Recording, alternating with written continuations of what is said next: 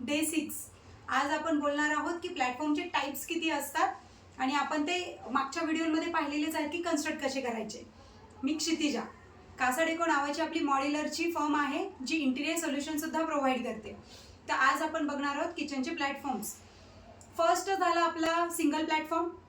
Single platform आपण जसा construct करतो तसाच अपोजिट साईडचा करतो, म्हणजे पॅरलल प्लॅटफॉर्म बनतो. तो सिंगल, त्याच्यानंतर पॅरलल.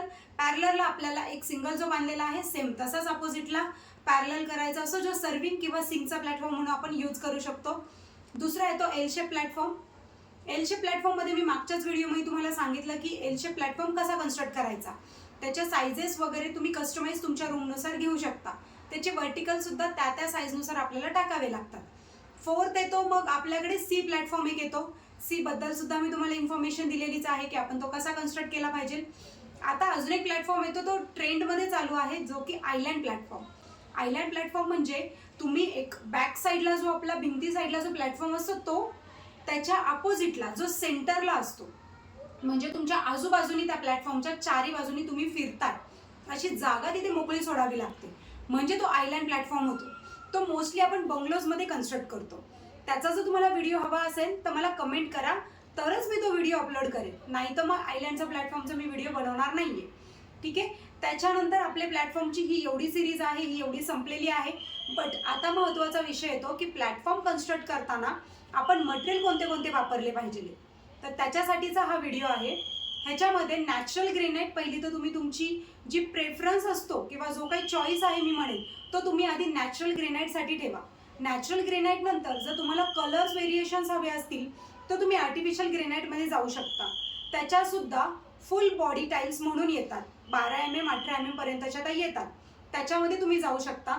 फक्त ग्रेनाइट घेताना शॉपवाल्याकडनं तुम्ही ते कन्फर्मेशन घ्या की ही जी आहे ग्रेनाइटची टाईल मी प्रॉपर यूज केल्यानंतर मला त्याचा काही नुकसान तर नाही आहे ना. फुल बॉडी टाईलमध्ये मोस्टली काहीही नुकसान होत नाही. रेग्युलर जर तुम्ही घेतलं आर्टिफिशियल ग्रेनाइट तर त्याच्यामध्ये प्रॉब्लेम्स येतात. अजून ह्याच्यापेक्षा जर हाय एंडला तुम्हाला जायचं असेल तर कॉर्ड्स किंवा नॅनोटॉप हे ओरिजिनल बघूनच घ्या. 20 mm थिकनेसमध्ये येतात 5x10च्या स्लॅबला. हा स्लॅब तुम्हाला अखंड वापरावा लागतो. शॉपवाले तुम्हाला कुठेही त्याची कटिंग करून देत नाही, म्हणजे आपल्या आपल्या साईजनुसार कटिंग मिळते. पण स्लॅबमध्ये जर तुम्ही म्हटलात नाही मला 5x10चा नको आहे, मला 8x4चाच हवा आहे, तर तो मिळत नाही. तुम्हाला 5x10ची पूर्ण शीट वापरावीच लागते. हे झालं तुमच्या फिनिश प्लॅटफॉर्मबद्दलचं.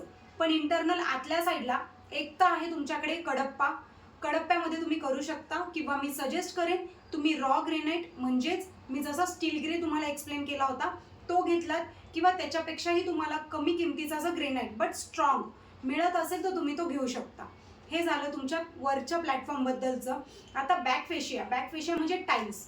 टाईल्सवर आपण ग्रेनाइटची खाली एक पट्टी लावतो. ती जर नको असेल तर डिरेक्ट सुद्धा तुम्ही टाईल लावू शकता. फक्त ग्राउंडिंग जी आहे ती तुमच्या मिस्त्रीकडनं प्रॉपर भरून घेतली जावी. मग जी टाईल आहे ती 2 फुटाची, म्हणजे मोस्टली मी जी यूज करते ती 4x2ची टाईलच यूज करते, कारण त्याच्यामध्ये किचनमध्ये कुठेही ग्रूज सारख्या दिसत नाहीत. जी की आपण तेलाची फोडणी देतो ती त्याच्यामध्ये जात नाही. त्यामुळे टाईलचं 2x4ची टाईल्स आपण घ्यावी.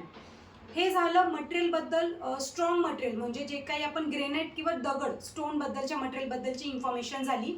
तुम्हाला अजूनही ह्याच्याबद्दल इन्फॉर्मेशन हवी असेल तर मी ह्याच्यानंतरचा अजून एक व्हिडिओ तुम्हाला अपलोड करेनच. तोपर्यंत कासा डेकोला फॉलो करा, लाईक करा, शेअर करा. थँक्यू.